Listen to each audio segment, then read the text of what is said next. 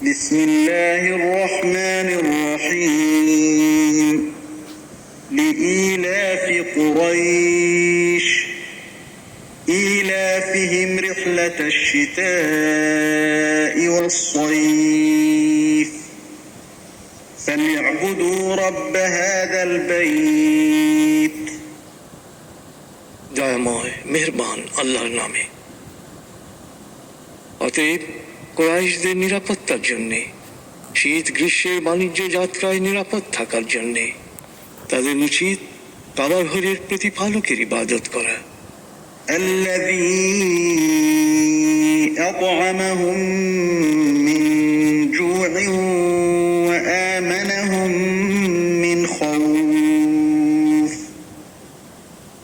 তিনি তাদের ক্ষুধার আহার দিয়েছেন, নিরাপত্তা দিয়েছেন ভয় ভীতি হতে।